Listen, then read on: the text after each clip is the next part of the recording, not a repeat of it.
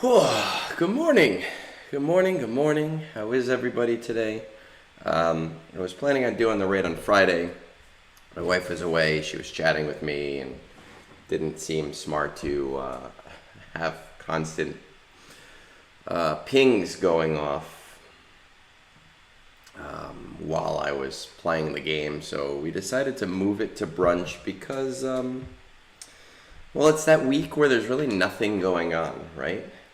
I finished Conquest a week ago. I'm gonna unlock Luthen and have him sit on my bench for God knows how long. Good morning, Vash. Limestone. Limestone, I love the progression of our relationship. I appreciate it. I'm tired too. My wife and I, we actually went to bed really early last night. I got her from the airport, from Newark Airport, which is a hellhole. We got home, we ate, we sat on the couch, and at like 7 last night, we could both tell we were like dozing off. So I actually ended up passing out around 9:30, and that's very unusual for me. Normally, I'm in bed by like 9, but I'm not passing out till somewhere around 11. So it actually feels kind of weird this morning. I got, all right, well, let's just do the raid. Let's see what's going on with it. It's 7 minutes. Let's see how we do and where we go. I have 2 teams that I can do without remodding. So let's get those guys done first. My lovely Gungans. I love the Gungans because I can just hit auto, and you can actually full auto this if you want, but it's not super reliable. So I do this on like a guided auto, and it's pretty reliable there. I don't think I've ever not maxed.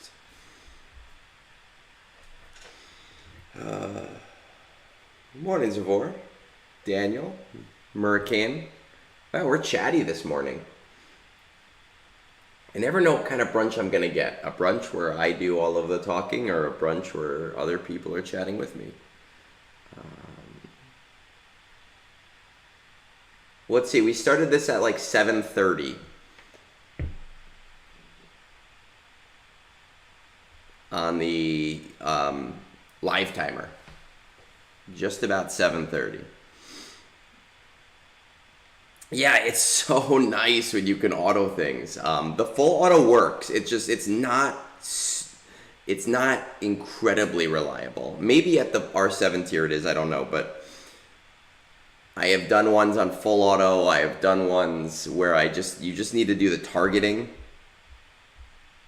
which like I'm okay with.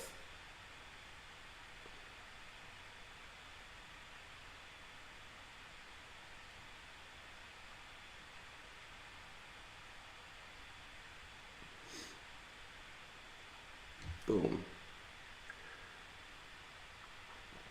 And then you really only have to pause it to see about charged for the space wave.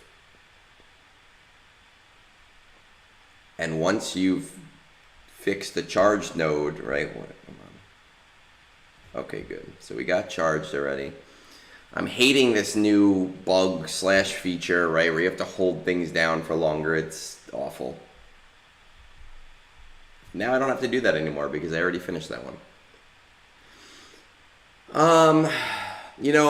I embellished a little bit in my card.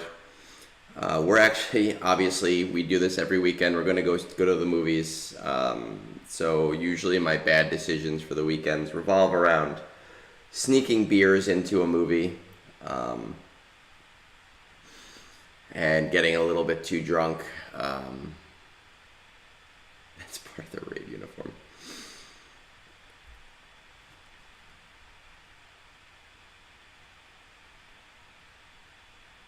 Oh no, you know what? Let me fix that. We just start with a 1. The Jar Jar mask is back upstate where it belongs. I stole it from my niece, my 16-year-old niece, and she likes to run around the house wearing it. She thinks it's ridiculous, and they have a toddler in the house too. So she likes to wear it and be silly, and she demanded that I bring it back if I was going to take it. So I brought it back last weekend. It definitely helped during Borderlands. Borderlands was an awful movie. I cannot say there was not a single good thing about that movie, and you guys don't know me and movies very well. I can find the good in almost anything. Even when I walked out of 50 Shades of Grey, I was like, oh, like it didn't make sense, but like it was interesting to watch. Um, and that it's just there's no redeeming feature to the Borderlands movie at all. Like literally, there is nothing redeeming about that movie at all. I can't give it I give it a negative score. Um, it's very rare. It's very, very, very rare that when I go to the movies, that somebody walks out. I think I've only seen it once or twice, and we watched somebody walk out in the middle of Borderlands. And it does suck because I was saying to C Squared, right after we saw it, we went on Discord and we were chatting for a little bit, and I was telling him how disappointed I was, not because I really cared, but because that means we'll never get a Handsome Jack, um, which is so terrible because Handsome Jack could be just a great villain. Um, is Borderlands as bad as Deadpool is good? I think yes. Deadpool is an almost perfect movie. Borderlands is the exact opposite. I actually saw that U-Bowl. He criticized the Borderlands movie. And if you don't know who the hell he is responsible for a lot of the late 90s, early 2000s terrible video game adaptations. It's just... Well, Handsome Jack was the second Borderlands, so it would have been a great after credit scene and like a great like, hey, this is gonna be the sequel, and it's bad. It's just really bad. I have nothing else. I have nothing to say about it other than it is bad.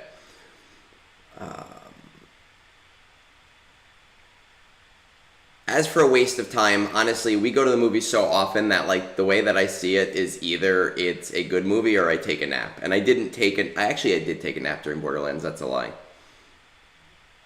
13:46, we finished it, so it's about 6.5 minutes. It's not bad.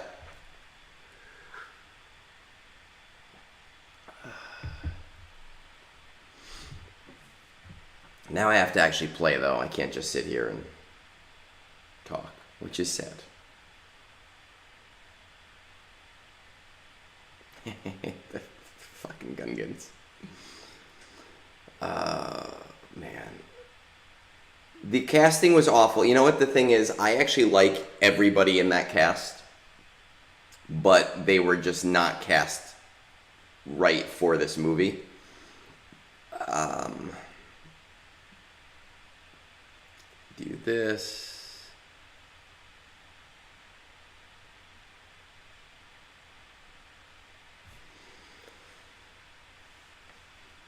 And the interesting thing is that Kevin Hart was, I thought, like completely miscast when I saw the trailer. And after it, I was like, oh, he's actually the most appropriately cast of all of them. All right, I'm not good with this team at all. I, for the first time, had them at Relics, literally the last raid. So we'll just see what happens.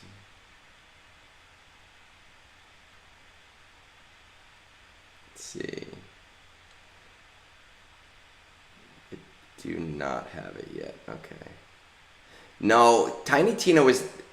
So I like the actress that played Tiny Tina, but Tiny Tina in the movie was kind of like young, cute girl with bombs. And in the game, Tiny Tina is deranged psycho who is probably bipolar who likes bombs. So it was a very different performance than what it should have been.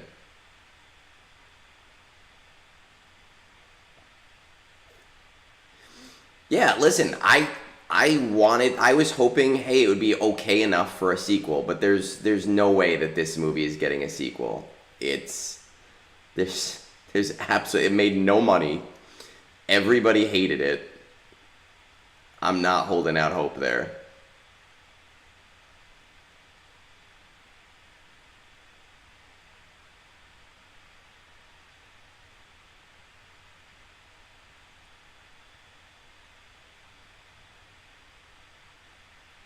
Boom.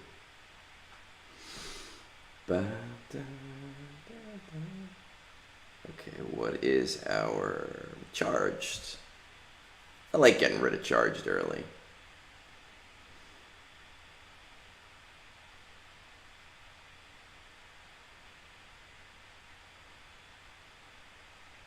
I mean, maybe, but I don't see it, even with a good handsome, like, I don't see it being good, which is unfortunate, especially if they use the same performances, because they're not going to recast everybody. Um, so even with Handsome Jack, I just don't think, even if they cast Handsome Jack perfectly in that first movie, I don't think it would have saved that movie.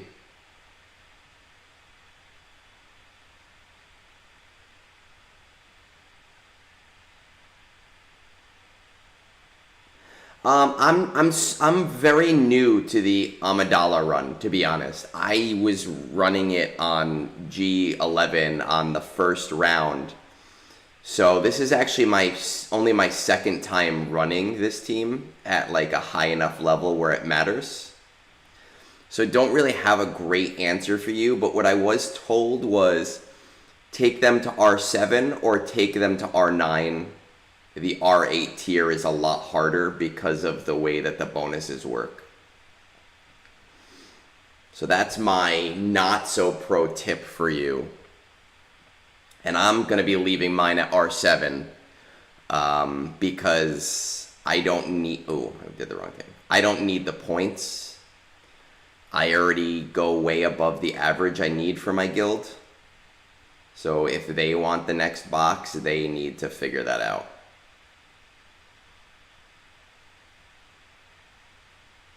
Mine is only R7. I'm not taking her to R9, and like you pointed out, Belloc told me it's not worth it to do the R8 tier, so I'm sticking to that. There we go. See, I answered it twice now. Yeah, it's not... You know, if there wasn't so much coming out right now, I'd probably do it just for fun. But there's just so much coming out right now that I can't keep up with it. And I'm hurting for signal data so much that I can't justify bringing her higher. You know, I mean, my cat is R8, but I still have to bring her to R9. So there's too much going on in the game for me right now to be able to do a luxury.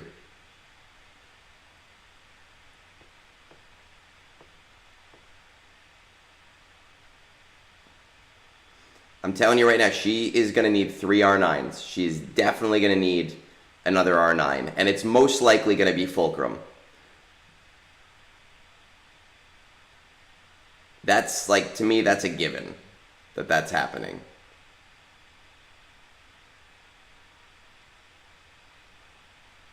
This is actually a very smooth run. I'm only at 62%, and I'm hitting that last wave now. So this is perfect. As long as I can get past this wave before Enrage, I'm going to hit max score.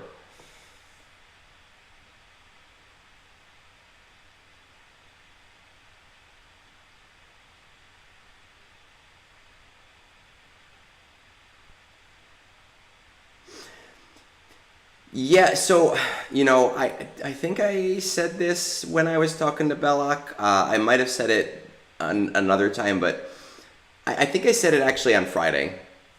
The way that I see it is there's going to be a new raid, and Ahsoka is going to be the main featured team, and Balin is going to be the semi-featured team. And he's going to be the more accessible team. And he is going to be time-gated, obviously, because he's an epic confrontation.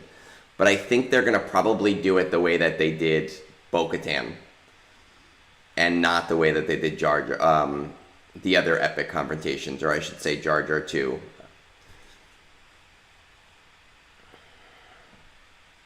So I think for people on the lower end, personally, Balin Skull seems like it's going to be the smarter move.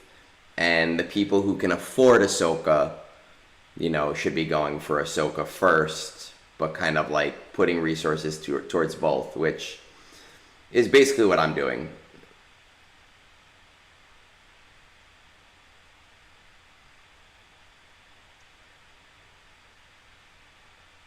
That was a beautiful run. Love it.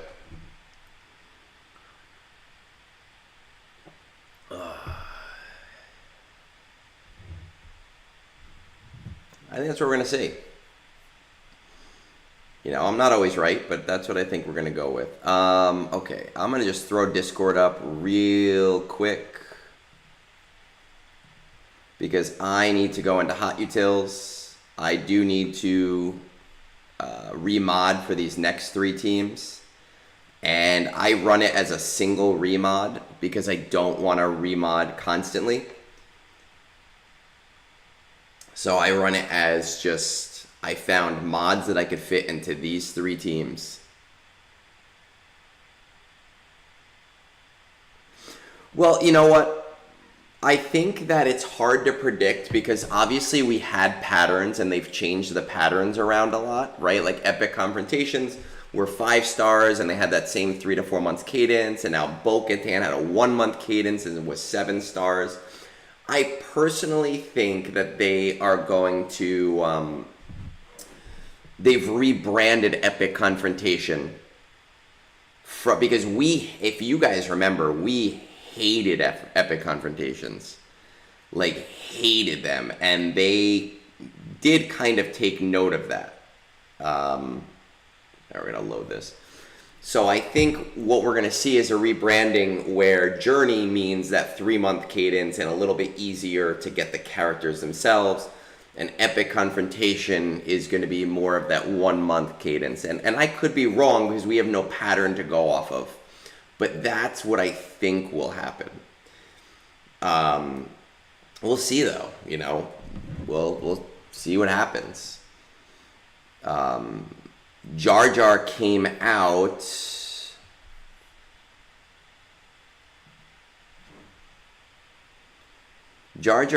about 2 months before the raid, and he released again about a month after the raid. So even if that's the case, they'll probably, if Balin Skull is on that type of timer, that's I think what we'll see. You have to unlock cup at 7 stars. If your cup is not 7 stars, then what are you even doing with your life? Right? What is even the purpose of playing the game?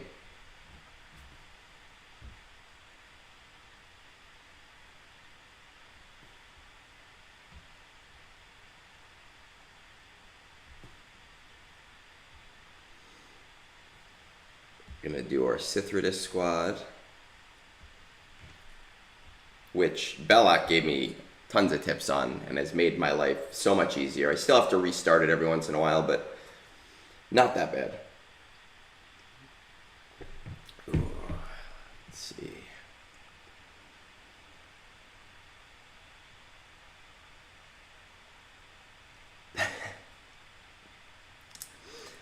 But here's the thing, and it's kind of like it's not a juxtaposition is not the right word for this.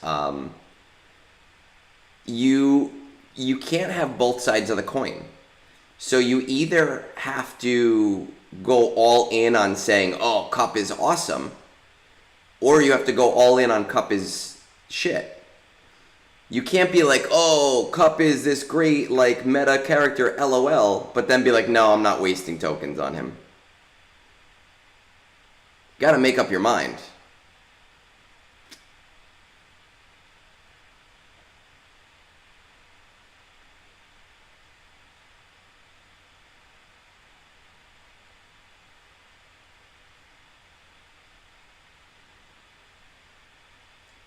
I do have advantage.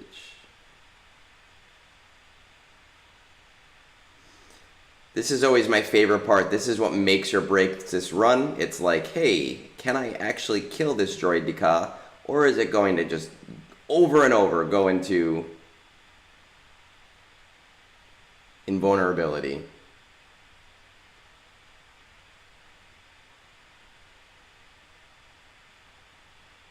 I mean, that's fair.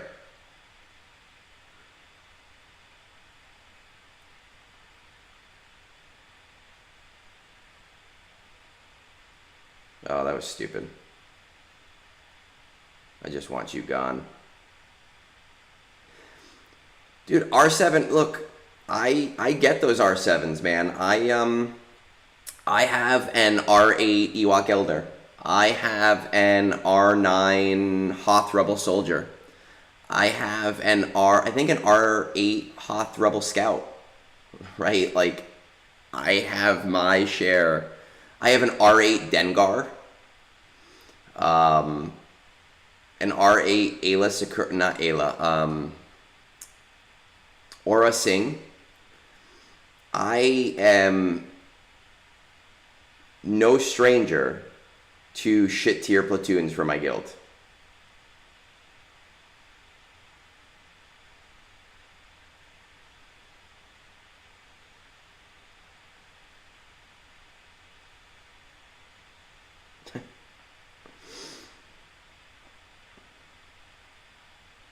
Like, you guys saw last week when we were doing TB, I almost took some stupid character to R8 to help my guild because somebody messed up. And then I decided against it, but that's what I do. Like, most of the time is my guild goes, "Oh, crap."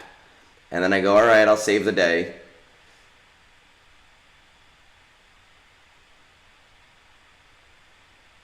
I think it was Trench, which wouldn't have been that terrible of a thing, but... And we actually talked about this last week, on Friday rather, when we were doing roster reviews, the idea that as a guild officer, your guild officers should be setting that standard. If your guild officers are not setting a standard of, hey, if you want to do this, we want to do this stuff, and we want you to do this stuff, so we're going to do it too, then you're not in a good guild.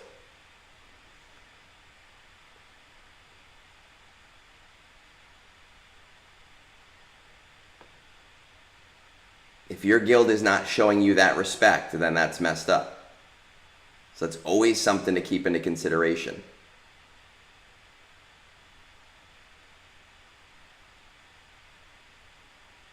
Oh my god. This looks like this is going to be a crap run.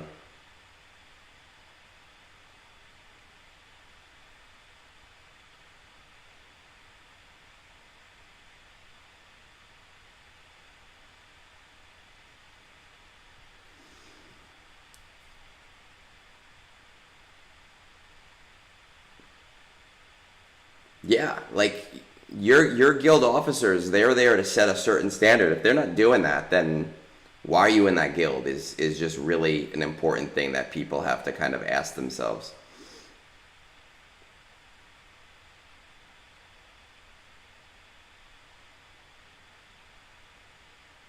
Oh, gross.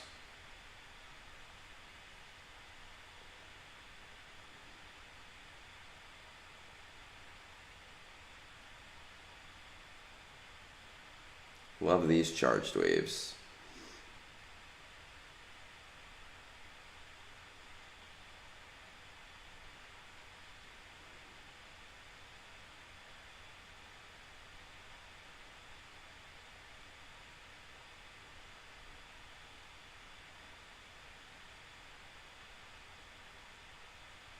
Oh, good. Lovely. I was going to post this run as long as I got higher than the R5 tier, but it looks like I might have to rerun it because fuck me, that's why.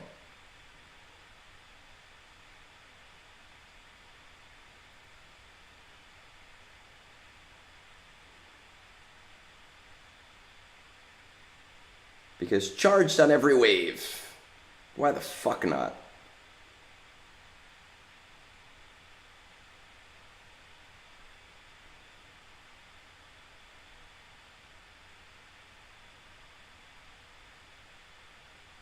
Like, this is fun, right? Just watching your entire team die to just 7,000 shots happening all at once. Oh, I had the AoE.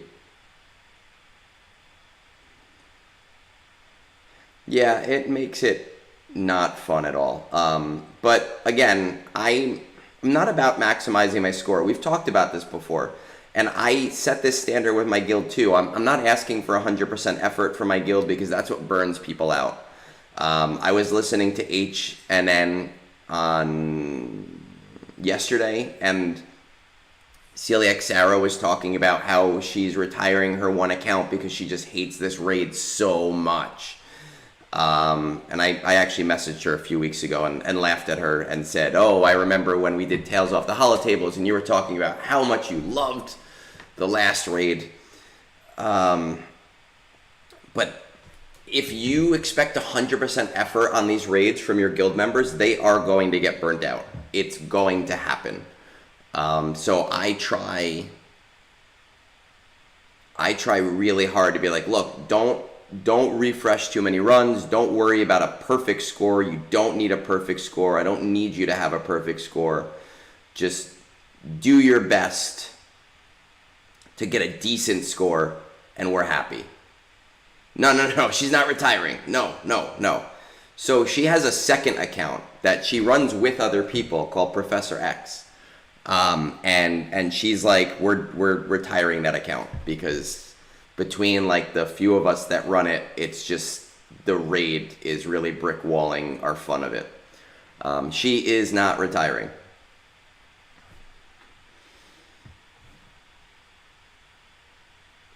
But it comes to the point of, putting in 100% effort on this raid is burning people out. Yeah. And I think she was running the raid for it, and she's like, I can't do it anymore.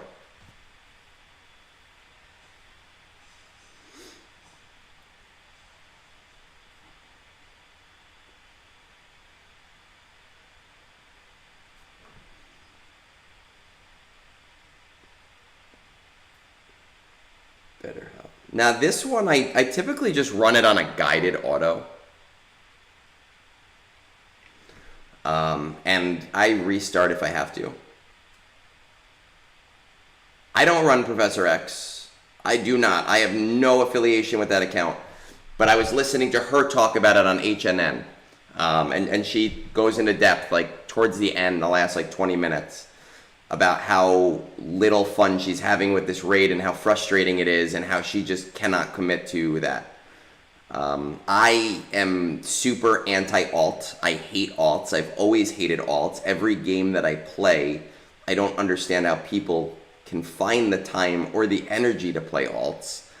you you will never find me with an alt in this game. I've had people ask me if I wanted, like when people retire in my guild and they're like, hey, I'm retiring, I've been in the guild for 3 years, I'd love to give you guys my account. And I go, absolutely not, I don't want it. I'm not playing it, I'm not making someone else play it. Enjoy your retirement.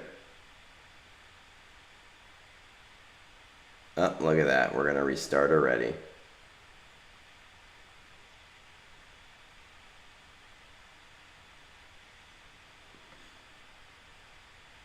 I don't know how people do it, man. I can't.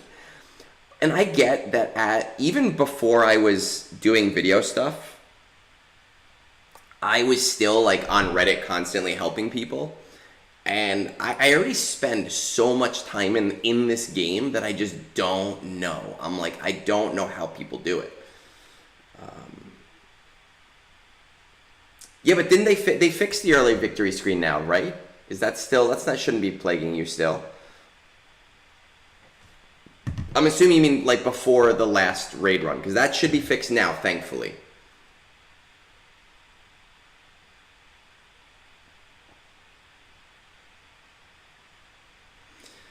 I kind of like this team, but I don't have the time to run it on full manual. And because I don't fully need the points, I just try to get it somewhere towards the top.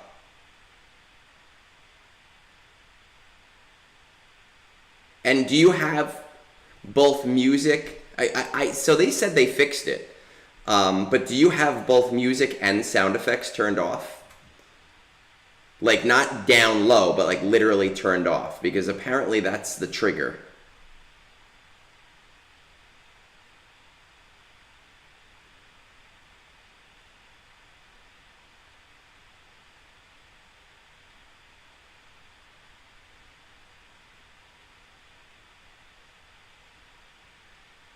That's so crazy.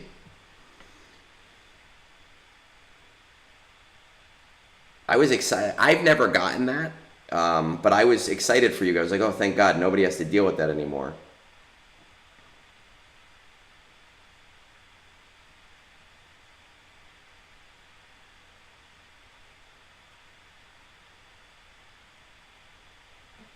That's crazy, man. It's terrible, like the amount of bugs that go into this game, and they like really legitimately affect people.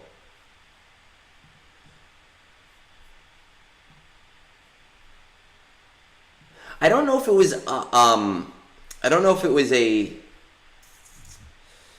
BS excuse. Maybe there's multiple triggers, but from what I understand, because one of the data miners was looking at the code and kind of explained it, and was saying that basically it wasn't pulling a certain sound right, and it was like crashing the raid, and they were able to figure it out.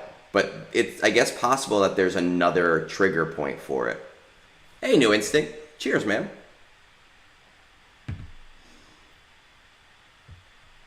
We've been spending a lot of time together with this shitty promo game, and it was fun. Well, not the game, but the hanging out part.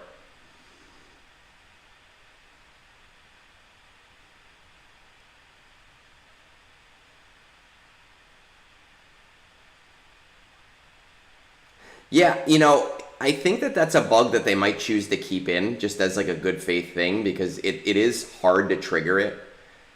You have to get things like very specifically correct. So I think if they were smart, they'd leave that in as just like a good faith thing at this point. Especially with all of the bugs that have been like really counterintuitive for players. To have something that is kind of player friendly.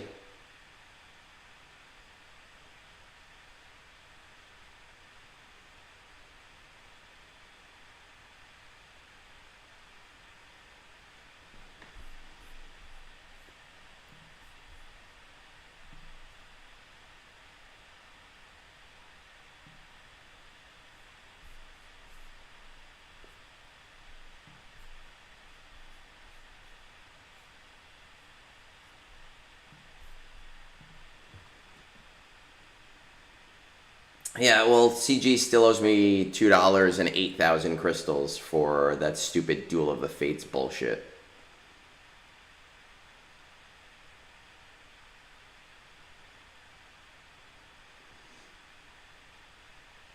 It's sad because if they had handled that raid, or if they had handled that crap in a better way, I would still be spending money. And I'd be like, yeah, okay, I'll buy this, I'll buy that. But now, no. Look, I've said it before. I think you should have to run the raid with one team. And you should just be able to back up the team with other characters, and that would multiply your score more. So you still have to relic guys to R7, R8, R9.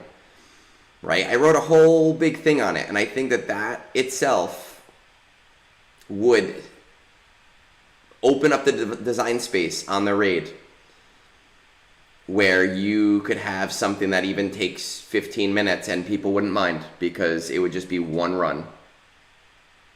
And they would still get their money from forcing you to relic 30 characters.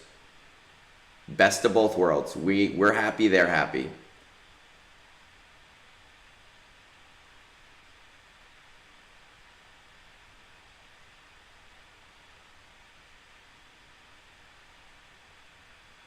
Oh, look at this. I didn't even notice that we're already in Enrage, because of course we are.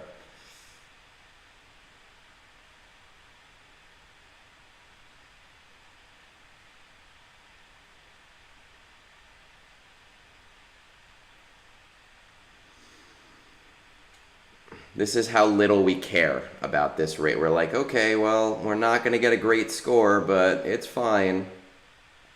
We're okay. We'll deal with it.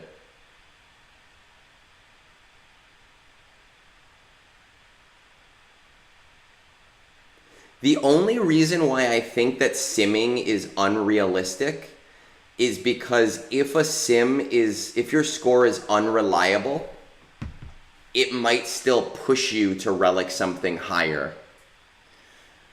To be like, oh, I got this score and I did it once, now I don't have to worry about it anymore. You know, but players might be like, oh, I want to do it still because I want it to be a more reliable run. That's the only reason why I think it's an unrealistic expectation. Not necessarily that it's a bad idea. I just don't see CG ever doing that for that reason. We'll go down to the R1 tier for these guys because what are we at? 7.6. Okay. Give myself a headache. And I've already heard people doing that where they go, oh, you know what? Like I brought this character up to R8, but I'm running it on this other tier. Yeah, but no one would rerun it.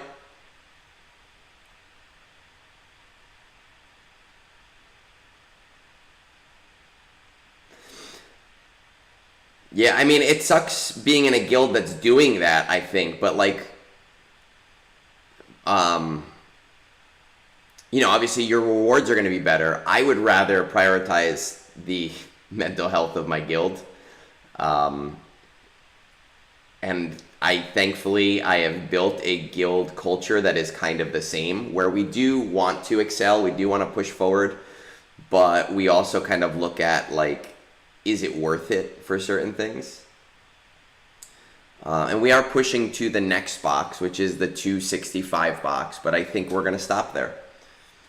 There's really no reason for us to go higher than that unless we want to, you know, make this not fun for a good portion of the guild.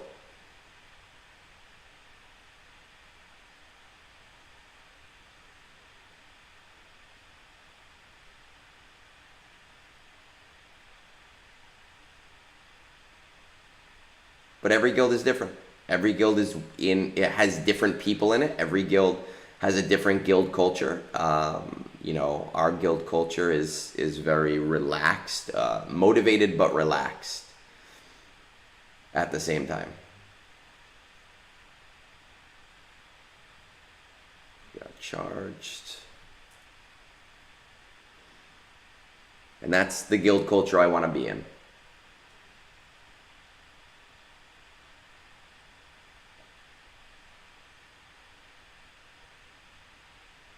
Yeah, for us it's about realistic pushes for the guild, and certain things are realistic pushes and certain things are not realistic pushes.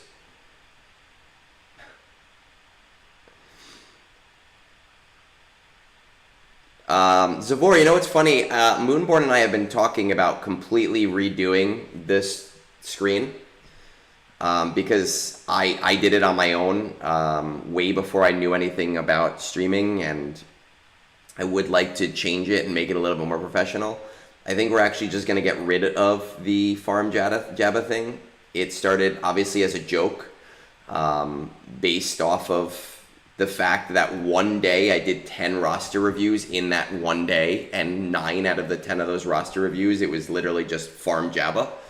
I think that the joke has run its course. I will still be telling everybody to farm Jabba until they have them, but I don't think that the joke is anywhere near as funny as it used to be. So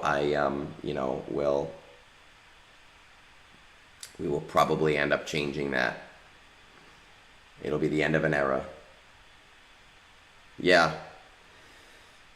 Memes die, man. It's, I don't know. Some of you guys are younger. From talking to some of you guys, I'm like, damn, you're young. And some are my age, but if you remember like the old meme formats, like Good Guy Greg and things like that, like those like one-off memes, those are gone. Nobody talks about them. Those Rage comics, nobody links Rage comics anymore. Did I use the charged one already? I think I did. Yeah, I did. Yeah. Sometimes you just gotta know when to quit when you're ahead. And we go, okay, like before it gets super unfunny, let's find the next thing that we enjoy.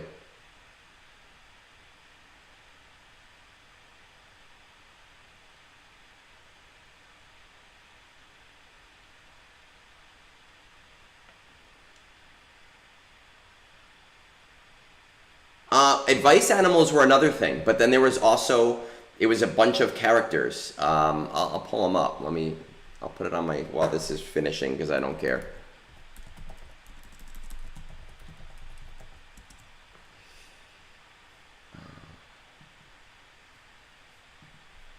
Oh yeah, I guess it was part of the advice animals, but they weren't all animals.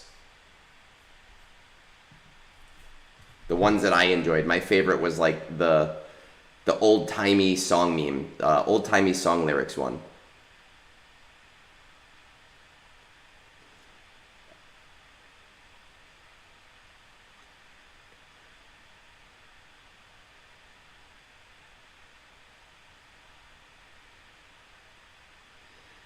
And now we have to sit here and see if they can kill. Oh, there we go. Wow, I got a kill with him. It's so insane that like half these guys are R5 to R7 and they are dying to R1 tunes. But I did about what I needed to do. Just about 8 million. Perfect. Happy with it. I need 5.3 for my guild. So I am good. I don't need to be in game anymore. Right? Our TW, I think we had like 40 people join and we still got super, yeah, like we got a cupcake war this time. All right. We'll pop on Discord. First thing I want to do actually is, let's go to Hotbot. Let's see how this works. See if we do okay. Run my bronziums.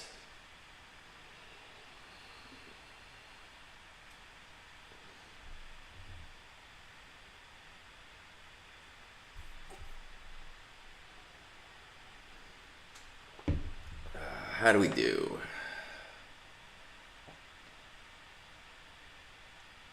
Okay, I don't know if that's good or not, but We ran about 500,000 points worth of ally points there. All right, we have some roster reviews that need to get going. That's what we do. Like we actually our TW officers are new. Our old TW officer retired, and they were struggling in the last TW because people weren't attacking, and it was what it was. And I was trying to explain to them, like, hey, listen, like I want you guys to push us a little bit more in TW, but it is also important to know when a loss is a loss and a win is a win, and not to push people past that point. If it's like we're not winning this one at this point, don't push people to hit and waste their time. You know, so it's a delicate balance of finding the right thing. We've got our reviews that we need to get going. I think I have 3 of them that need to be done today. I am going to grab myself just another coffee. I will be right back and we'll get to them.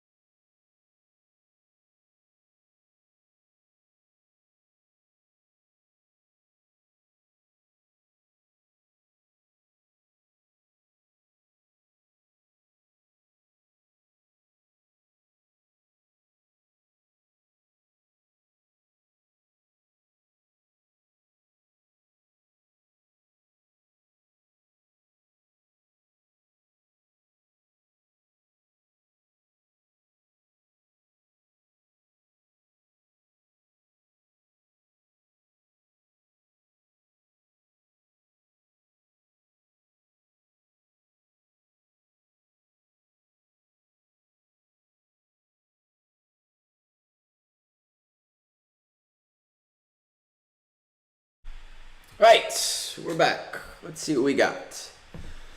Head over to Discord. Check this out.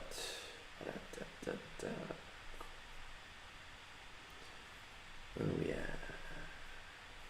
Here we go. Iroko, who sat very patiently on Friday, waiting for me to finish and get through all of my reviews, and I ended up not doing his because I wanted some stuff to do today too, so I appreciate that.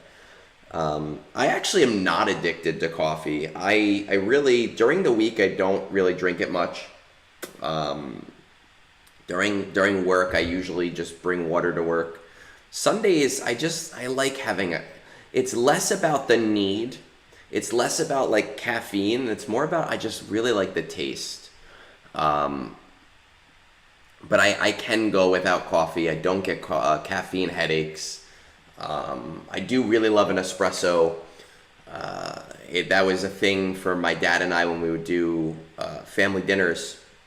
We'd go out to dinner to like Italian places, and we would order a double espresso and a shot of Sambuca with the 3 espresso beans, like anytime we went out to dinner. And if places did not have their own espresso machine, we wouldn't go back. We'd be like, all right, we're not coming back to this place ever again. So that was just always a thing in my, probably from the time I was like 21 with the Sambuca, but probably about 17, 18 with the espresso. So it's just something nice for me. And I'm drinking big coffees right now, but I usually just have a small little espresso. All right, let's get to this. Shall we see? We have our Discord message. Let's get our timestamp so that you can review this in the future if you would like to. We're at 55 minutes. Yeah, I love the flavor of a good coffee. Hey, Egnards, last time you gave me a review was when you were only on Reddit, which was almost a year ago. I gotta tell you, Iroko, when I read this, I don't read the whole messages until the day of, but when I read the beginning of this message, it was like, damn, where did the time go? So for those of you that don't know, I've been doing reviews informally. Like, people would just message me on Reddit for probably multiple years now, 2-3 years now. And then I found out about certain content creators charging like $30 to $50 like for reviews, probably about August of last year. And I flipped a shit and was like, guys, screw that. I've been doing this. I will help you out. Just message me. And I did a whole thing on Reddit with like questions and like and a queue and like reviews. And I had probably, man, from August to was it August? No, because I was in school at the time. So it was it was about August. So about August to December, I probably did about 100 reviews just for tips. Just like, hey, if you can send me $5 or $10, great. If you can't, don't worry about it. I just want to help you out. I did a ton of them. And then we started to do video reviews sometime around January of this year. And it's insane to think about how we came from like doing nothing to having I would say we are the second biggest content creator Discord. And we did that in only a couple of months. And we built this cool following of just really awesome, helpful people. So when you said that to me, and I thought about it, I was like, holy shit, how we've come. I saw something about Cuban coffee. I've been to Ybor City. My bachelor party was in Ybor City. I've had Cuban coffee. I love Cuban coffee. I love Turkish coffee with like the black tar in the bottom. I love it so much. It just got this beautiful flavoring to it. But let's like get to the rest of this message now. What is the top 20 of your fleets? I don't need exacts. Leviathans, and after 20, it's executors and profundity. Are you coordinating? Yes, I get second almost every day because I don't feel like fighting for first. I don't either. If I'm in the top 3, I don't even bother. Assault battles. These look to be mostly in order. Secrets and shadows, we're still struggling with. We'll see about that. You've beaten it. It's still at 1 star. Currently I'm building up Bane, and after that it'll be Jedi Knight, Cal Kestis, and Seer to R7 for Zepho unlock mission, as my guild is pushing for that. After that I want to work on Profundity, as it is something I have pushed back as a priority for a long time. Finally I will be trying to unlock Beskar Mando. See, I keep saying Beskar Mando when I say BKM. Bo-Katan Mandalore, everything's 7 star except for Beck. He's at 40 of 100. For Mandalore, as the guild is wanting to start to push for it by December. Okay, so you have plenty of time. I would just slow farm that.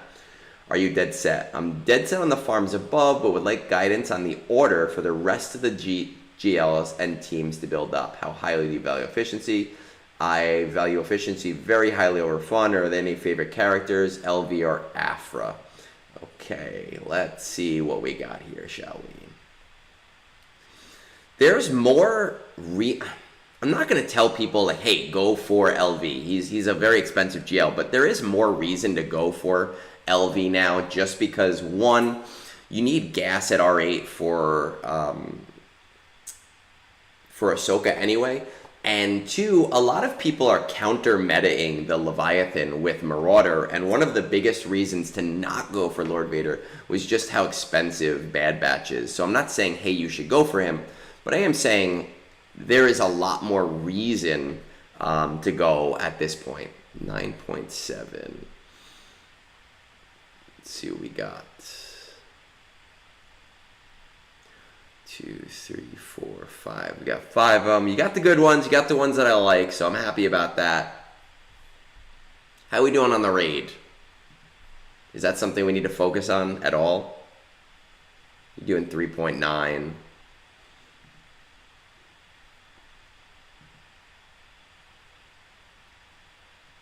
No, it looks like you're... Okay, so you need about 2.7, so it looks like you're fine. It does not seem like your guild is going to be pushing the 260, so I think you're good there.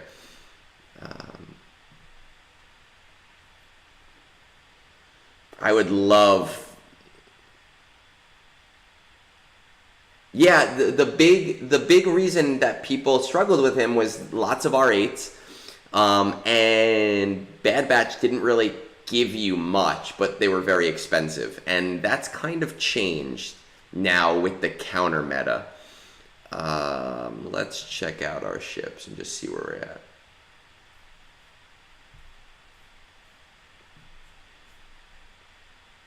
Okay, so we have Leviathan. Profundity is kind of like a let's get it kind of thing. Tools. And by the way, I don't disagree with you with these guild farms. Those ones are important. Zepho sucks. I hate the Zepho mission.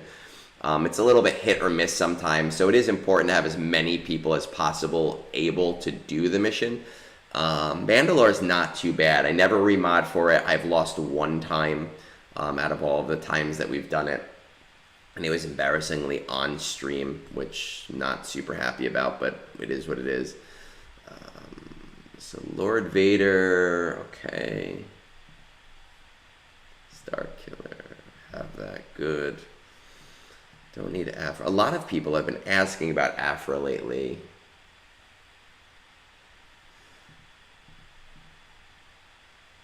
Oh, I mean, you're not that far for Leia. Bo-Katan, Jar Jar, 820. One thing that you want to be aware of is that at your level, you are going to want to put some degree of priority towards GL Ahsoka, I think. That doesn't mean you have to bum rush her, but it does mean I would really strongly consider at least slow farming the characters for her. Right? Because at around 10 million, you want to be a little bit on the pulse of that. But again, it doesn't have to be a major priority for you knowing your guild. Well, you knowing your guild. It doesn't seem like with this raid that they've heavily prioritized it. We obviously don't know if there is going to be a raid for Ahsoka. I personally very much think that there will be, but I would just strongly consider at the very least doing 5 battles a day on those to kind of chalk that up, especially as you kind of finish back up. Let's see where we're at with Cal. Oh, nice! That's a game changer, man. The 5-star hero. It's a super game changer. Okay, you do have this. I burned through the campaign once I got that. It was super easy. And the ultimate tiers, man. You could start getting through those ultimate tiers, you get lots of crystals. Nobody knows what we're talking about, but you and I know.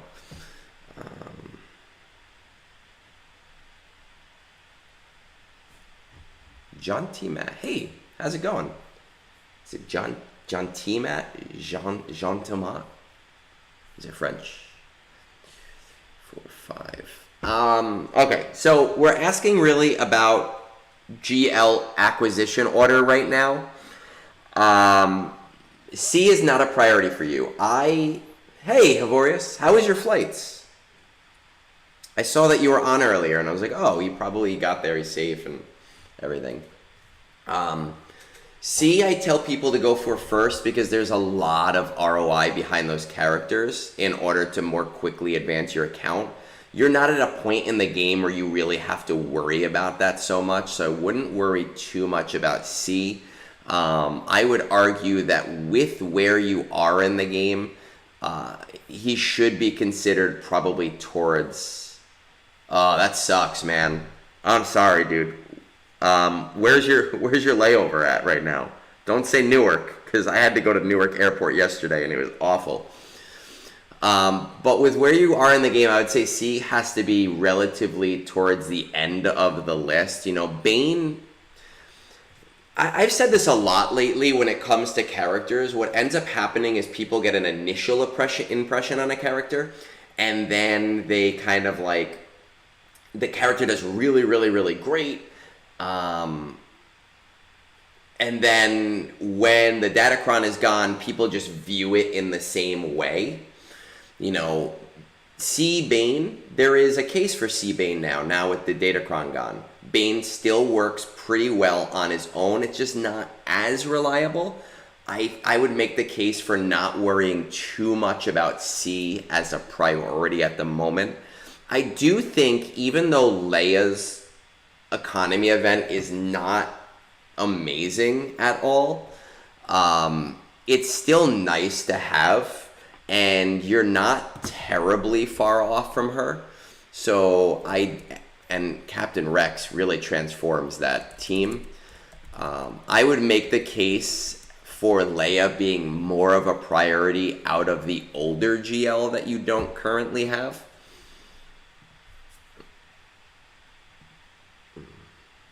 In Calgary. Okay, I don't know how good the Calgary airport is. Hopefully it's better than New York airports, because those suck. They just suck so much. Interesting. It's actually really interesting to me that you don't have CT1 of this at 3 stars yet. Obviously, I don't really see mods on these guys. I don't know if you've tried it with the Night Sisters. I'm assuming you probably did it with Phoenix, right? Secrets and Shadows? Because it looks like they're all...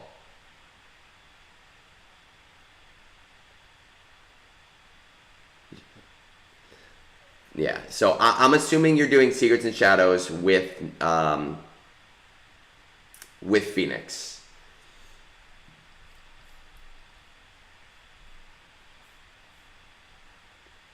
Night Sisters. What I would say is I would highly recommend, just for the event, remodding your Night Sisters without putting any additional stuff on them. Just doing a remod for the event and then remodding back.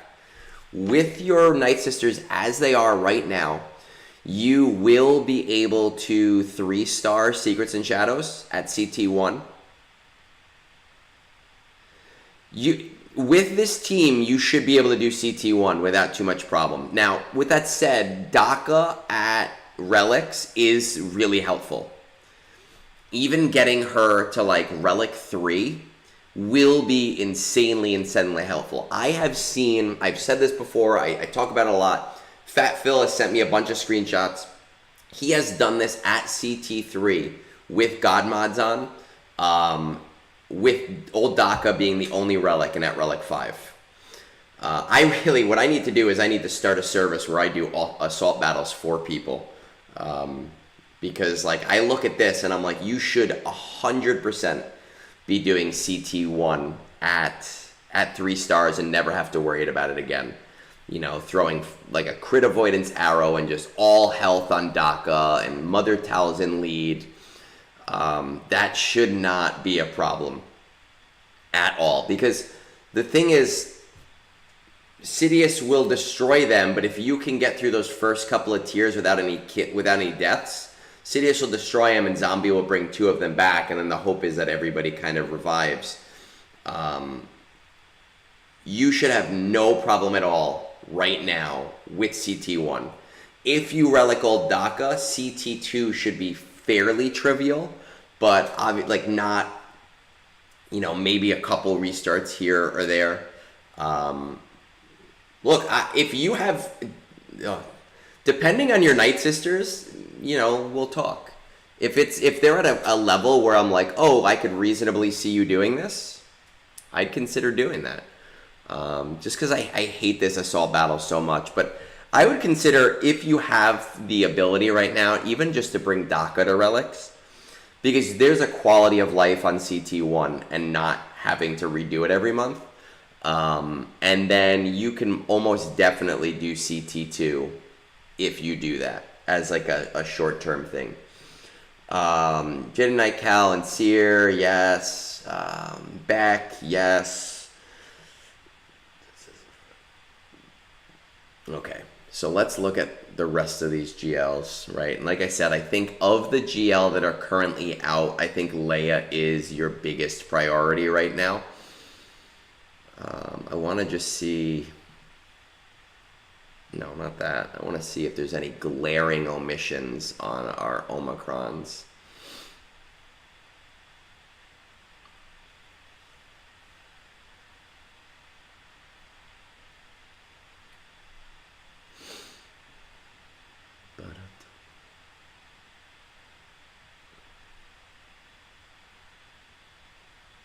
I actually had my TW officer tell me that the Hera Omicron with Captain Rex is really awesome for TW, but I'm not about to tell anybody to do TW Omicrons, like, literally ever.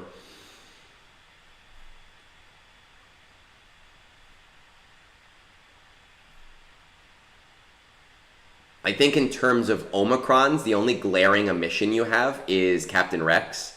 I would really consider doing that Captain Rex one, like highly, highly, highly consider it. It does change that team fundamentally and makes them really useful in GAC. That is like a definite thing that I would be doing. So I think if we're talking mostly about GL teams, what I might do, and you've kind of said, hey, LV is a really hot, like not high priority, but is a favorite character, but you also want to be efficient, you might consider just every once in a while doing a little bit of gear and kind of like tertiary farming Bad Batch to get yourself to Lord Vader. You know, being like, hey, I have a couple extra of this, so let me throw one gear level on Hunter. Let me throw one gear level on Tech. To get to it without it being such a daunting farm overall. But I think that what I would do is, if this were my account, is I would 100% Relic Old Daka. And we're talking about after the farms that you already talked about, right? So we're talking about after Jedi Knight Cal Kestis. We're talking about after Bo-Katan. I would I'd actually Relic Odaka right now to just build up those resources. But I would Relic Odaka, I would prioritize Leia as your most important current GL right now. I would be at a minimum slow farming GL Ahsoka as those characters start to come out. I do think it's going to be largely important to get onto the pulse of things. Right, and leveling those guys as you get to them. I personally, any new character, I at least refresh once a day. That's not for everybody. That's, you know, a personal thing. That's up to you. But I would do Old Daka. I would do Leia. I would semi-prioritize GL Ahsoka. If we're talking about GL acquisition order after that, I think that's when you do Lord Vader, because it's a favorite farm of yours, and I would hold C until the very, very last. You don't, for me, C is either first or their last. It's one or the other. You don't necessarily need C right now. And when we talk about Old Daka, Leia, Ahsoka, we're talking 8-9 months down the road, and you... like, the game is going to be changed at that point, and we might have to change what you're doing. As far as profundity, I do think as a Kyber player, you do want to have all of the GL fleets. What I would recommend is just taking it to 5 stars and then letting it get its free shards after that, and not worrying too terribly much about getting it higher at that point, if that makes sense. Once again, the only glaring omission that I see from you is that Captain Rex Omicron. So I would really highly consider doing that, because it does look like you bought the Lightspeed bundle and you have the rest of your Phoenix already at usable levels.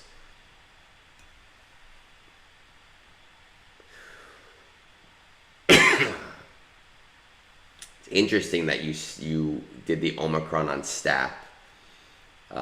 before doing the Captain Rex one, especially without, even a 7-star stop. I personally do not. I've used stop. I farmed stop before the raid came out. And I Omicroned him and got him to Relic 5, and then obviously the raid came out and we were like, oh, it's not actually as important for the raid as we originally thought. I like him. He has made my life a little easier fighting GLs like Jedi Master Luke. But I think with it being a high-end Cantina farm, it's not worth prioritizing for you at the moment. You're going to just need lots of signal data going forward. Same thing with the Gungans. They're just not a priority in my opinion, which pains me to say as the Gungan guy. When it comes to C, like I said, Knights that say knee, I'm just going to say Knights that say knee. I do think C right now in the game is either first or last. First, there is a lot of argument for getting him first, and I've talked about it extensively. But if you're not getting him first, right now there just isn't enough reason to get him unless you just happen to be really, really close. So I would say, especially with the kind of little bit of overlap with Ahsoka and Lord Vader, again, very little bit of overlap, it does make Lord Vader a little bit more attractive than he was originally. Same thing with Bad Batch. So I would agree with that C is either first or last, right? Iroko, did I answer all of your questions? Do you have any other questions that I can help you with? As far as Aphra, by the way, as a favorite character, we got to do what we got to do for our favorite characters. I personally think that Aphra is a supreme luxury character and is not something that literally anybody should be prioritizing at any point unless you have nothing else to do. She is not bad by any means at all, but she's also not super amazing and doesn't change the game for anybody. There's just way better things. So if you want her, you got to do what you got to do, but I don't recommend it at all. If you were to put a gun to my head and say, hey, I'm doing Aphra, where do I put her in? I would say, let's see. At least you have them at 5 stars, or 7 stars rather. Sana's not even farmed yet. If I had to tell you where to put her in, I would say after Lord Vader and before C. But that's a long way down the road. So that's my thoughts, and the priority on Ahsoka might change depending on as we find out more. But hopefully that helps. All right, what do we got here? We got Oni never answered me. Is it from Mortal Kombat?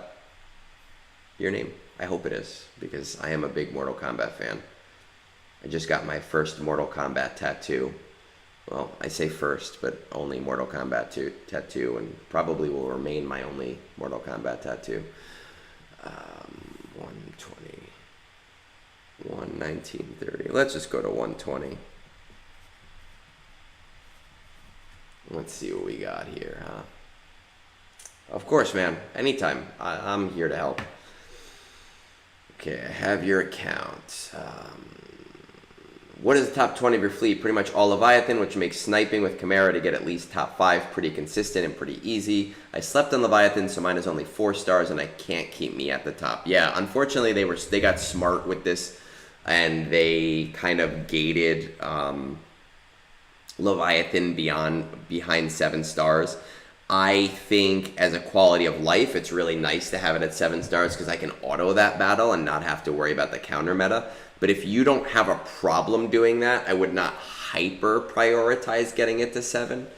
That again is said without really looking at your account yet, but I would maybe consider at least doing one refresh per month to speed it up. It's up to you. Are you coordinating? No. Okay. The other guy I chat with in the top 10.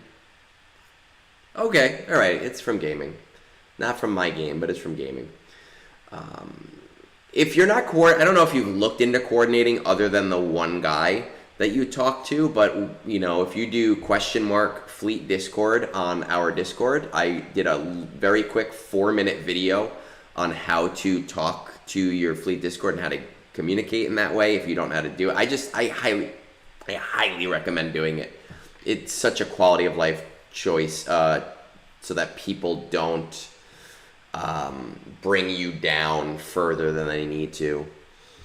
But at where you are in the game, you probably have already made your decisions. Assault battles are at all CT3. Secrets and Shadows, kind of the same boat that Iroko is in. Just finished requirements for C, so ticket farming, background farming Gungans, and working on Ahsoka. Are you dead set? Not if there's a better plan. I think I'm close to the just chase the new shiny, but if there are huge holes, how highly do you value efficiency? I'm good with being efficient. Are there any favorite characters? Not really. Mandos are my favorite and were my pet project for a minute, but I've got all of them to Relics G13, so I've already done the dumb thing if it was dumb. We all do what makes us happy. That was Gungans for me, and I was committed to doing Gungans regardless of if they were good or not. It just kind of worked out that they were good, at least for the raid. Let's see. And with the Datacron, they're great with the Datacron. I use them. I don't remember who told me. I think it was Belloc who told me this. They destroy the POW Omicron, and I've been using them to take out that POW Omicron. And that is, it just is such a quality of life change doing that. I didn't know you could put your Discord on your .gg. Maybe I'll do that so people can message me more often. Kyber for 11 million. I feel like do you not prioritize GAC? Because I feel like at 11 million, you should be at least Kyber 3. I have been pushing between Kyber 2 and 3 the last couple of weeks because I just did really shit in 3v3. But I'm climbing my way back up. 2, 3, 4, 5, 6, 7.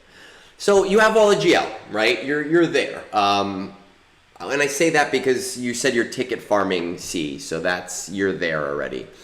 Let's just look at our Omicrons then. Well, let's look at our Gungans first. See where our Gungans are.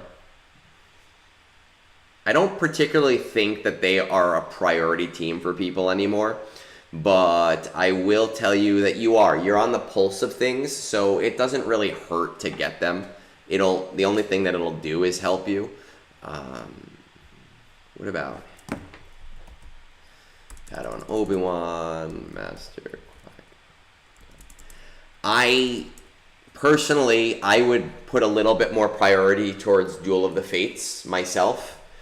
I am a big proponent of get them to R9 for Duel of the Fates, but I do think that R7 for Duel of the Fates is kind of like, not the lesser of two evils, but is like R9 is a luxury that's worth it for a lot of people. I think that R7 for Duel of the Fates is kind of mandatory for someone at your level. I really think that I'd at least bring them to R7 to start building up those materials and getting things.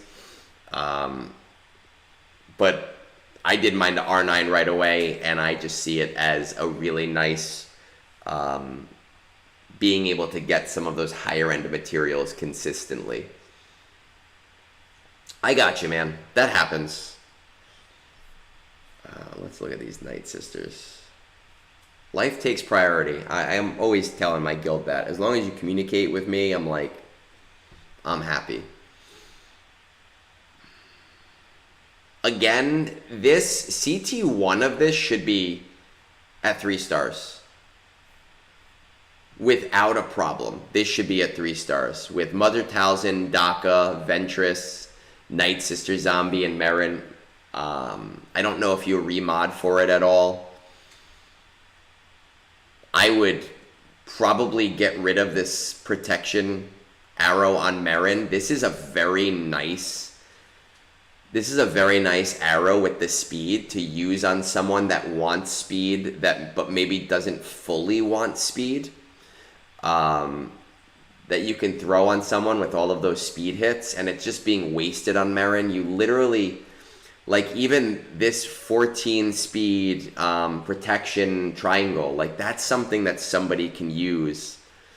I would really try to slowly remove any of the speed so that she has a better secondary. Between, like, potency is a really nice thing to have for her to make sure that she's hitting with her plagues.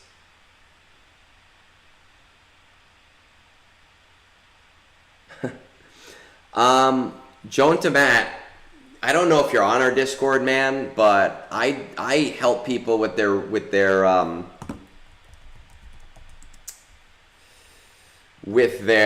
accounts all the time. It can be hard to save an account that's older. If that fleet Discord is really competitive or really high up there, but I can kind of help you out if you put in a request on Discord. You know, we can look into that and try to see what we can do for you. I've hopefully saved quite a few people over the years. But yeah, these Night Sisters should be doing CT1 definitely. They probably can. I've seen CT2 done with no relics using Talia before Marin came out. So I don't see a reason why you can't do this at CT2 at the very least. I would try to get rid of this protection for health. Oh, fuck the Jabba counter.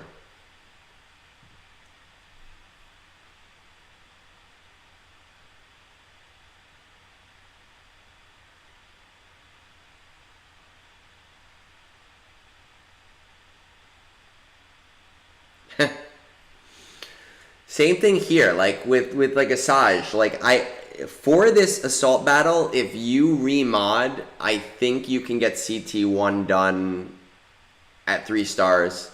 You can almost definitely get CT2 done at 3 stars. CT3, you might need to relic Daka up a little bit more, and whether that's worth it to you or not is you know, its own thing. But I do think it's worth it to just not have to run CT1 or CT2 ever.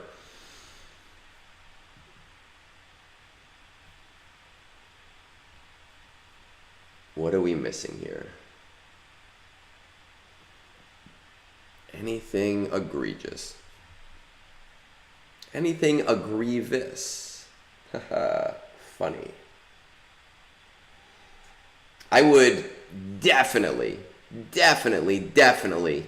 Omicron Zori Bliss. Definitely. I was so resistant to doing that for so long, and when I did it, it's such a game changer. You already have the rest of the team. It turns that team into a shitty, like, C+ tier team into a B+, A- tier team. Without a doubt, I would be doing the Zoricron. Or the Zori...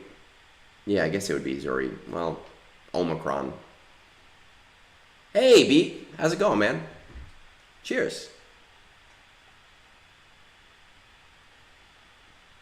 I'm good. It's Sunday morning. Wife and I are going to the movies. I'm excited. It's literally exactly 1 week before my birthday. Super pumped for that. We're gonna do. We are still gonna do birthday brunch.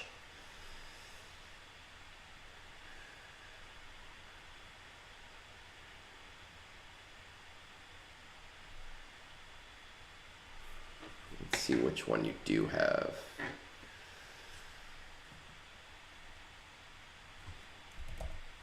Okay, so you do have at least the one. I mean, I will say I always felt that Ben was a character that really just needs all three Omicrons to be really strong. I understand putting 60 into one character can be kind of tough. So the choice is yours there, but I do really think you need to do the Zori one. All right, you have that. How we doing on these guys? Pretty is getting there. Night Trooper. Okay. Morgan, and then Enoch. Okay. All right. Here's the thing. I agree with you. Your account is at a point where you should be kind of chasing the newest thing. Zori, you need to do. You have to do that. It'll really help you. Night Sisters, you don't have to bring all DACA to like R4, R5, but I would really seriously consider doing a remod just for the event to at least get CT1 on auto. CT2 you can probably get on auto with just what you have right now too. CT3 might be really hard to do. You need to focus on what's new because, you know, I can only assume your guild, you're at the higher, actually, you could be in a higher guild, honestly. I'm assuming you just really like the people that you play with. That's surprising at 11 million. That's surprising. How much do you love your guild, man? Please tell me. Like, you really like these people, yes? Are you one of those people I message in game and then they go, no, I'm happy with the guild that I'm in?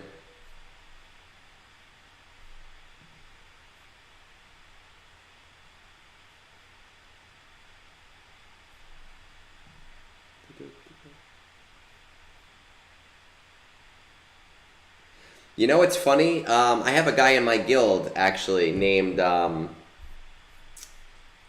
crap. What is his name? Let's find him. His name is. Where is he? Nope, that's the officer chat. No, is it just No Shrubbery? Yeah, I think his name is just No Shrubbery. And obviously, it is a reference to the same thing as you guys. Okay. Oni, tell me. I need to know. How much do you love your guild? Oh, man. Like, I get it. I get it. I do. I do. You could be doing a lot better, but I understand. That's why I ask. I need people to tell me how married they are to their guilds.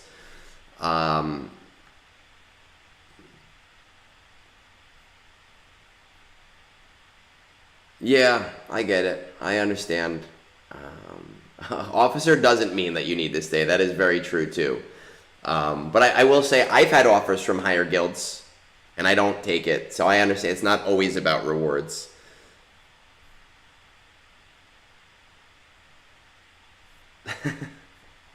But that's why I ask. I don't tell people leave your guild. I tell people how much do you love your guild and what's your plan, and you want to stay in your guild. Okay, so Zori Omicron, definitely. Pal and Master Qui-Gon, I really would seriously consider taking to at least Relic 7 for Duel of the Fates. I'm personally pro R9, but R7, I get if people want to stay there. I would really remod for Secrets of the Shadows. Yes, you need to be on the pulse of the new thing and chase the new shiny, and there's certain ways to do that. So I'm just going to kind of explain how I plan on doing GL Ahsoka, which is the same way that I did GL Leia, which is the same way that I did GL Jabba, or Jabba, only Jabba. Is the first marquee that comes out, so Night Trooper, once he becomes farmable, I am going to start with 1x farming him, so 1 refresh or 10 battles a day. Once Death Trooper Peridia becomes farmable, I am going to do 2 refreshes a day on him, or 15 battles a day. And once Enoch becomes farmable, I am going to be doing 3 refreshes a day on Enoch. I also bought the 2 $12.99 packs of crystals so that I can get free shards of Enoch. I wouldn't recommend that for you just because we're already multiple days out and you're not going to get the same benefit that I will be getting from that. but I always have that structured farming plan so that my Night Trooper finishes at roughly the same time as my Enoch, so that I can kind of stay on the pulse of Ahsoka. At your level, I would be probably trying to chase both Ahsoka and Baylan Skull. I think that for you, Ahsoka is the more important farm, but Baylan is obviously going to be the time-gated farm. However, I do think that he is going to be on a monthly cadence, just like Bo-Katan. We'll see what happens with that. I have no idea. That might change in the future. They might change things up. We might be getting Shin for all we know. Who knows? But I do think you're at a point where you do need to be chasing those things a little bit more. When we talk about like the Gungans, it's kind of tough because you want to build up the newer teams, and this is one of the newer teams. And I don't know what your gear hordes are looking right now or how like hurting for gear you are. Just be careful, because Gungans are not going to help you in the raid, because, well, you don't need help in the raid. You're already doing what you need to do in the raid. Gungans are not going to be too terrible. Like, they're not going to give you that much for the raid with where you're at in a guild. And you don't want to under prioritize the new stuff, though we are expecting like 3 or 4 months until we see those things. So I would just be careful about them. Still utilize them. Still bring them up. Just don't over prioritize. Make sure that you're putting some priority towards that new stuff. You are towards the end game. You are in the end game, really. So yes, you do need to focus the newer stuff, but because you're an officer in your guild, because your guild is not at the level that your account is at, you don't have to be as cognizant. You don't have to be as crazy pushing for those things, because it's not going to negatively affect you in the same way that it might negatively affect me if I don't go for those things, if all of that makes sense. I think that was an easy one. Do you have anything else that I can help you with?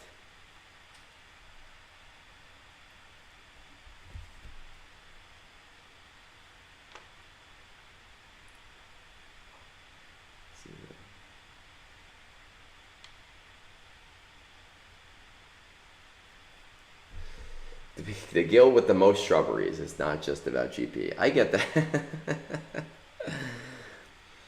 You should, I don't want to say you should build your own guild, because you'll be severely crippling yourself, but, you know, maybe you need to recruit a bunch of people who have that same or similar name to our Discord, and maybe we will add a Knights That Say Knee roll tag, just like we have added a Egnard's Army tag for Fortuna Favors the Bold.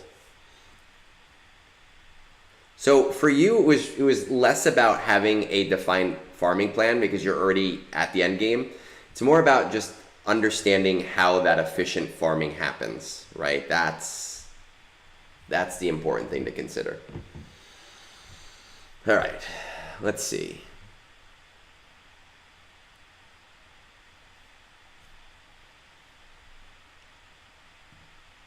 MintedPlum. Has anyone ever had a MintedPlum? I wonder if that tastes good. Let's see. Oh boy, this is a newer account. Okay, we got a lot to talk about. Let's transfer this over to Discord. Let's see what we got here. MintedPlum. Let's say 140 is the best way to do this. Yeah, no problem, man. Best of luck with your guild, dude. I will tell you, as a guild officer, communication is a big thing. Like, we are very big on being casual competitive, which sounds kind of like where you are at now, but I found that the more communicative I am of goals, the more people are... the more people I am able to get excited about pushing and being a little bit more active in that regard. Okay, so top 20 of the fleet arena, 1 profundity in rank 1, the rest are LSB negotiators. I have not come across a single marauder. I've recently been able to make it and I am climbing. Are you coordinating? Nope, I have no idea how to find this. Okay, so MintedPlum. What you're gonna do is you're gonna go to our Discord where you are already, and you're just gonna type in the command !fleet Discord, no spaces. I have a 4-minute video. It's super fast. I talk super fast. It shows you exactly how to get into contact with your fleet Discord. You're in a newer shard, so they might not have one set up yet, but it is so infinitely helpful to be in one because it lets people know who to hit and when to hit and how to hit and not to hit too hard so that everybody has to do less work. There are some shard mafias where people are dicks, but I have been doing this. I've done hundreds upon hundreds of reviews, and I've only ever had maybe 3 or 4 people come back to me and say that they're in a hostile Discord. So it is relatively rare to come across, and it's such a huge quality of life change. Okay, most of these are at CT1, which is nice. That's what the TB library is for, man. That's what it's there for. Is to be a helpful resource. You know, it's there to like help people do what they need to do. You know, what I would say is do 2 things. 1, if there are certain battles, relink those videos and be like, hey, here's some videos. 2, I would say, hey guys, this Discord has all this great information. It's got a whole TB library with all this great stuff. Do both of those things. It helps you out, it helps me out. I'm working on Executor. Next to Relic will be the fighter pilot for fleets. I'm also working on Raid Team and using energy to complete shards for BAM and Jedi Knight Revan. No refreshes and about 160 energy per day on gear. Once Jedi Knight Revan tunes are sharded, I will move all energy to Executor Tunes gear. Once Jedi Knight Revan is farmed, I will go for C-3PO with Nessa Ewoks. I will use 120, man, this is detailed. I use 120 energy for Beck and Paz, then go for Bo-Katan. And I am also farming Jedi Knight Luke Skywalker requirements in the background. I have Wampa, Captain Han, and will work on Rolo once Hermit is complete. What I would tell you right now, this is really important. Start Rolo now with the Bounty Hunter event. I don't know what your Bounty Hunters look like right now. You're doing CT1 of Rebel Roundup. They're probably okay. I haven't looked yet.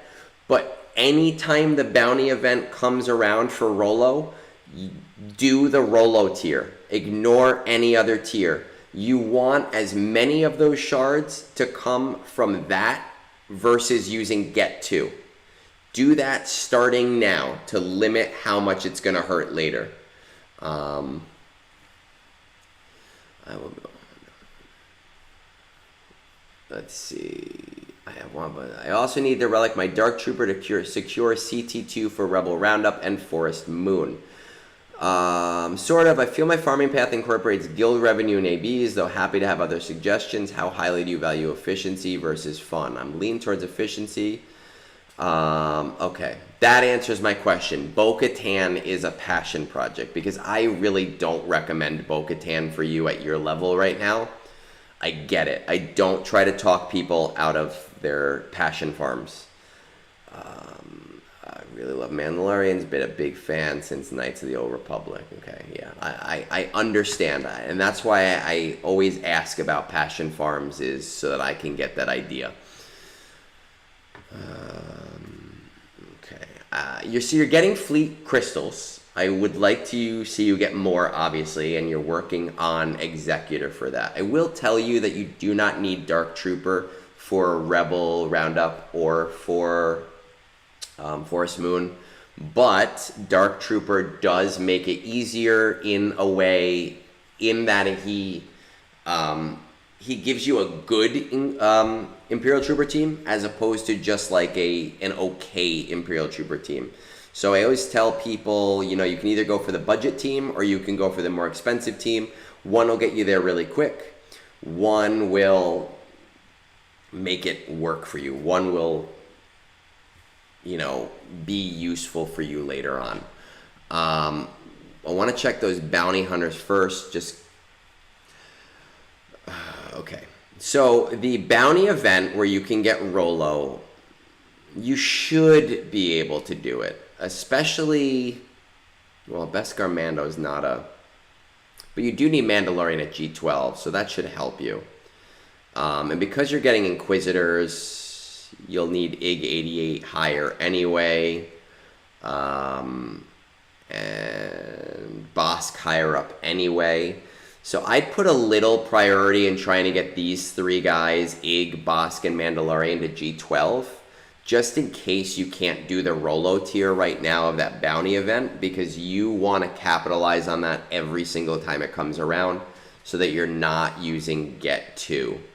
Let's check out these Imperial Troopers. Okay, so Veers, Stark, Piet, Range, and Dark Trooper. I tell people to remod, but you're gonna have less access to really good mods over other people because it's a newer account. But that team right now with correct modding, like we have this crit damage thing on Range Trooper. Range Trooper doesn't need crit damage. Range Trooper, like, that's not his purpose. You need him to have speed. If you get these speeds up, you'll be pretty solid. Stark. Okay, where's Dark Trooper? Like, if you remod for this event and you have the right mods for this, like this 5-speed mod, this square, rectangle, whatever it is, this 5-speed circle, this 5-speed offense cross. If you can build the speed up of this team, Veer, Stark, Piet, Range, and Dark, you can probably do CT3 of Forced Moon right now. It's just something to keep in mind. Check out.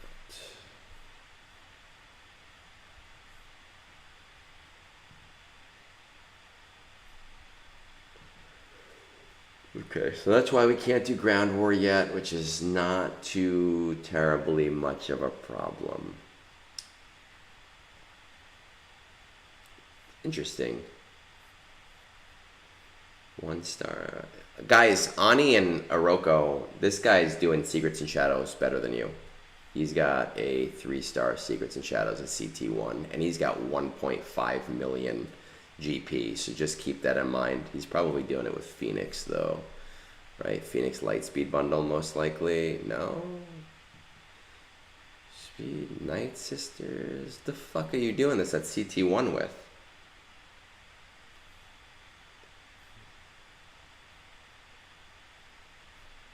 How are you doing this at CT2?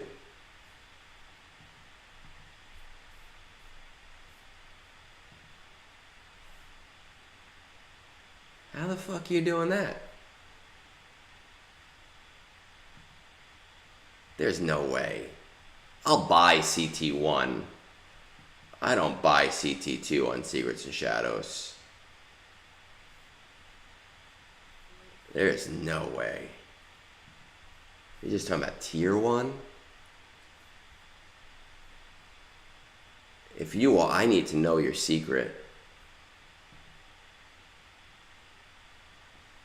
There's no way at all. You don't even have them all at...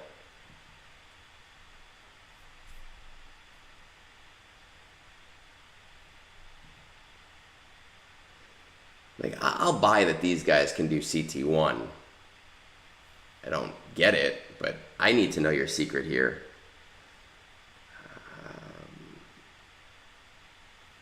Ground War, waiting for Jedi Knight Revan and Jedi Knight Luke. Okay. I'm seriously the only person perplexed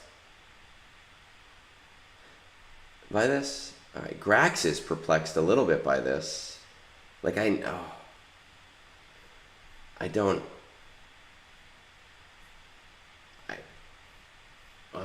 well, alright, let's get back to it then, because I don't have an answer for that. I need to see. I need you to message me. I need you to show me what you're doing to do CT2. Okay, listen, Bo-Katan is your passion project, so I understand that you want to get both Catan done as soon as possible. I would say Executor is your hands down 100% biggest, really, really good gaming chair. Your biggest priority right now. Let's get those fleet crystals up, right, to 300 to 400 per day. It'll significantly transform. Yeah, Firemark. He's got to be mixing it up. And I got to say, no, they're not. I don't think there's cheating going on here because you'd be doing better at other tiers. You'd be doing CT3 and you wouldn't be doing CT2 at 1 star. So I think it's a mistake. And I've had people message me after reviews and go, oh, you were right. I got confused. And that's what I'm going to assume is happening here. Executors, most important. Really spearhead that. Bo-Katan, again, I don't recommend it, but I understand as a passion farm that you really want to do it. I get that. I would consider not just doing Jedi Knight Luke. I would really consider going all the way into Jedi Master Luke. Going into Jedi Master Luke is going to give you military might, and it's going to give you ground war, both of them at CT3. It's going to give you the best conquest character in the game right now. It's going to give you 2 teams, the Rebel team and a Jedi team. That's going to help you just in every single game mode that you're in. You're really in that area of the game where you kind of want to go JML into Jabba. Those are the biggest, most important farms for players. So with that said, if you listen to me about Jabba, don't hyper prioritize Rebel Roundup. It's a pain in the ass with Imperial Troopers. It's doable. I did it with Imperial Troopers before Jabba became a thing. Jabba will get that done for you. So I think what I would do is really just go real hard for Executor. Do your Bo-Katan because you want to do that Bo-Katan. Go for Jedi Knight Revan, Jedi Knight Luke. Do not stop at Jedi Knight Luke. Go all the way to Jedi Master Luke. Go all the way to getting Jabba. Because of the... with the Relic Phoenix, you couldn't get through it. Yeah, so because of the... Man, I'm losing my mind. Oh, right. Because of the state of your fleet arena, I don't think you need to bring your Executor up to 7 stars right away. But I would recommend bringing it to 5 stars as soon as possible, and you should do pretty good, especially if it's mostly Negotiator Lightspeed bundles right now. You should be pretty alright at kind of taking all of that stuff out without too terribly much issue going forward. I will say that the earlier game is really not my major forte. It's not the thing that gets me up in the morning. It is tougher for me. We're really talking just about farming strategies more than anything else. But that is where I would go with things because it'll help you shore up your ROI. And it will give you the fun farm that you want to do because it's fun for you. I would be careful about taking on too many projects at once. What ends up happening is that it ends up slowing down all of your other farms and then you end up not getting anything. So just be cognizant of that. It seems like your account is going to be 60% efficiency, 40% fun, and that's completely fine. But if you go the route that I want you to go, I think you will end up finding yourself in a better position to decide whether you want a fun farm or whether you want an efficient farm and not having to worry as much about how it's going to affect you.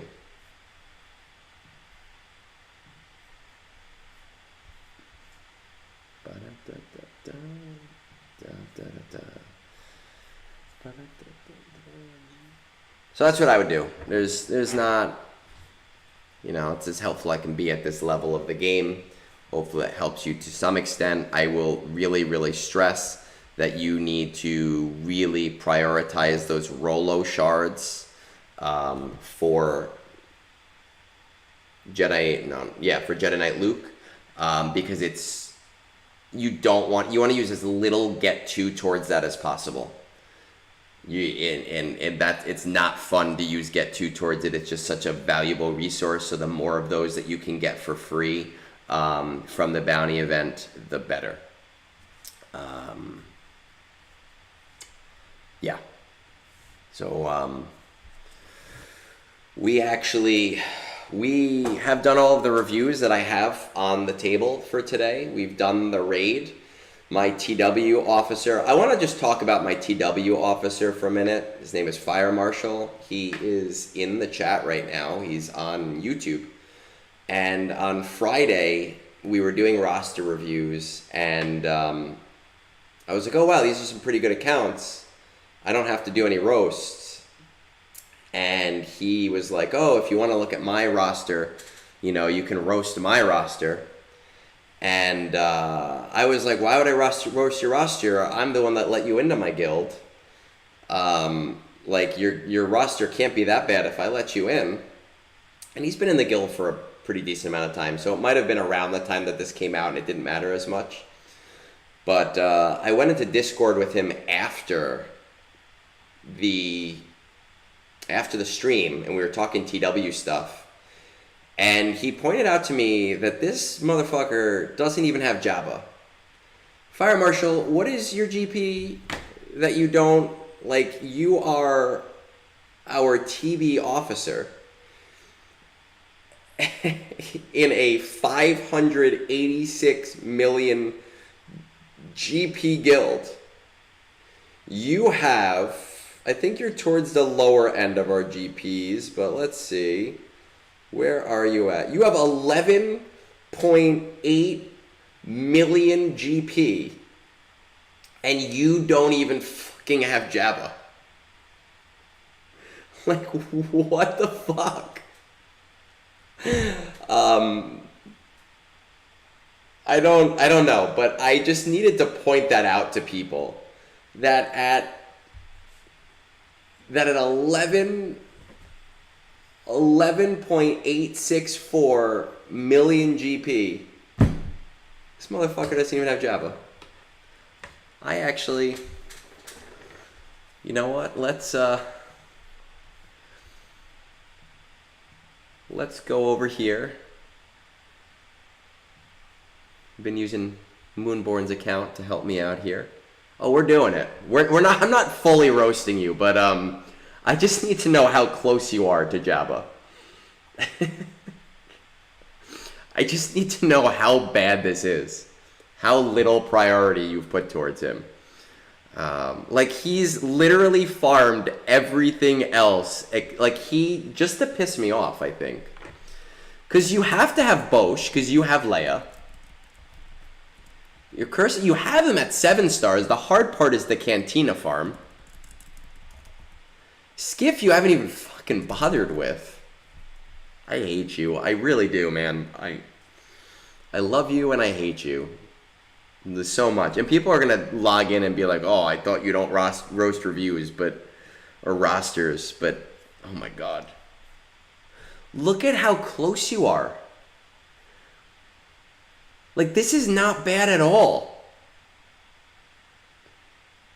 Do we need to like a GoFundMe for you to buy this, to get you there? Do I need to send you crystals for those 500 crystal? Oh my God, I hate him so much. I mean, yes, Ahsoka is important, right? Ahsoka is 100% important, but it's fucking Jabba. I give Blackhammer so much shit, and you've been right under my nose this entire fucking time.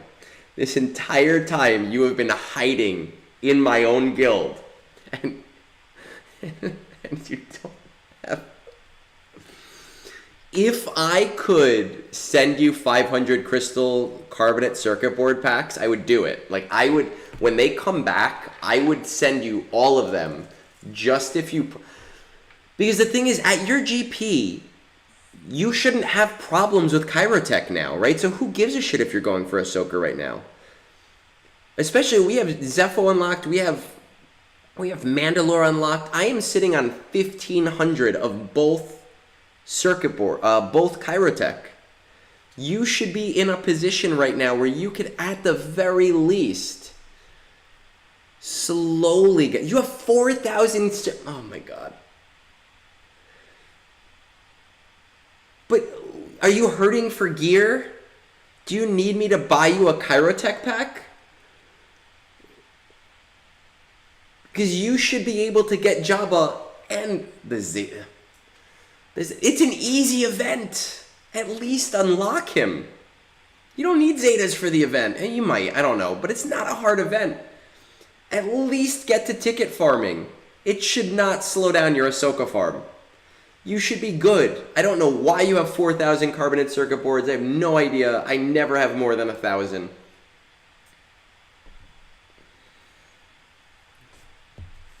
I want, like, to put on... Like, dude, man, like, come on. You can... I bring everything up to G11 immediately. You can do that. You're not hurting for the gear for Ahsoka. You'll be fine on gearing for Ahsoka. You'll be fine on that. The Zetas, I get the Zetas. I understand that. Don't put any Zetas in right now. That's fine. Do that slowly. I get it. But at least get Jabba. At least have him unlocked. Smuggler's Run 2 is actually easier without his ult.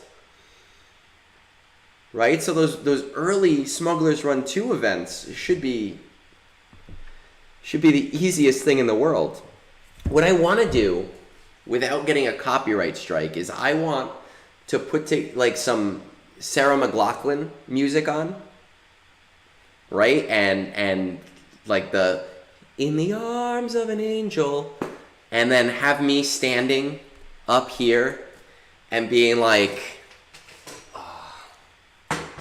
for many, Jabba the Hutt is a vital part of their account. But sometimes, some people struggle. And then the music's like playing in the background. For just $1 a day, you can help Fire Marshal achieve his modding goals to get to Smuggler's Run 2. Please help us. Just like something like that. Just to get you there. Like that's... No, I can't do the music. But like, I just want you to imagine, as I was saying that Sarah McLachlan was playing in the background, and you were just like, yeah, I'll donate $1 to that.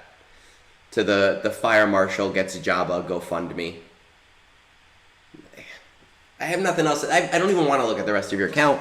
I know it's in order, but it's Jabba. Like, it's Jabba the Hutt, man. The infomercials for Zeta funding. Yeah. I did an infomercial for Tuna Favors the Bold.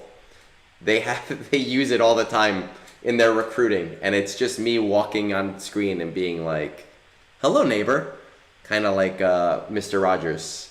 And they have actually messaged me multiple times to tell me that even though in that 1-minute infomercial, even though I'm shitting on them the entire time, they have gotten multiple new recruits because of it. Okay, I will say, we will end on this. One of the reasons, not one of the reasons that I let you into the guild, because I had done a roster, I think I did 2 roster reviews for you, and I was like, dude, like, you're a little bit low, but like, you're really focused and getting there. So I vouched for you, and I was like, dude, he's good. It does tickle me to be able to say that I do have the Reddit guy who has R9 Jawas in my guild. I will give you that. And we used to have Hazad in our guild, and he was the R9 Geos guy. He went back to his old guild. He missed his friends. You know, I've been trying to get him back. Because I would have really loved to have the R9 Jawa guy, the R9 Geos guy, and the R9 Gungan guy all in the same guild. I will give you credit for this. This is a Giga Chad move. I have never used the term Giga Chad ever in my life, but I am using it for you right now. To have all R9 Jawas, but refusing to get Java. We're going to have a moment of silence right now while we just reflect on that.